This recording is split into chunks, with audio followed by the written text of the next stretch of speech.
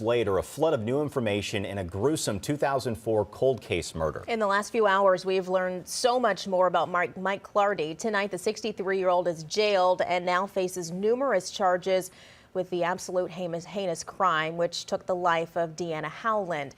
Prosecutors say Clardy dumped her dismembered torso in Wright City. News 4's Russell Kinsall is live with more developments in the cold case. Russell. The major case squad held a press conference here at this Warren County government building in Warrenton to bring an update on the case. Detectives have been working this cold case since 2004, and thanks to their diligence, they finally got an arrest and even a confession. 63-year-old Mike Clardy is charged with second-degree murder and the crime of abandoning a corpse.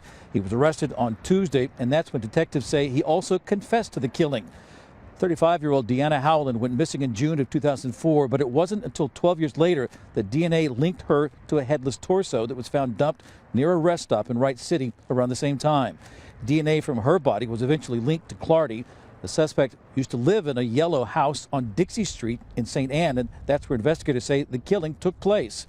Today, Howland's daughter thanked detectives for their work and how much they cared.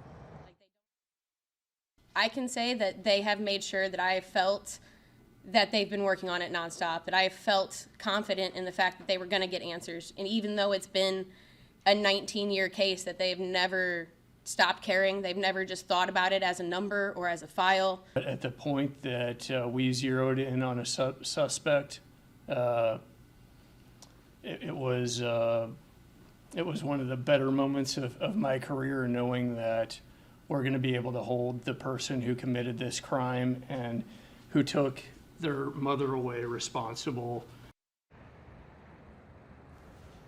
Clardy was living in a duplex in Maryland Heights. When we went there, the people inside at the time said they did not want to comment, but a neighbor living right next door said he was a friendly neighbor, but she was shocked to hear that the man living next door to her is now an accused murderer. Sam? And Russell, you mentioned DNA several times. How important was that in this case? DNA was critical, but detectives point out it didn't always work out quite as smoothly or as quickly as it does on a television show. But there was a knife found in a sewer near where the body had been abandoned. The DNA from that body was found on the knife, linking it to the crime. Well, it took 12 years, but it was DNA that helped them identify that body as that of Deanna Howland. And fast forward a few more years, but DNA from that body then was linked to Clardy, leading to the charges and him behind bars tonight. Live in Warrenton, Russell Kinsall, News 4. Okay, Russell, thank you.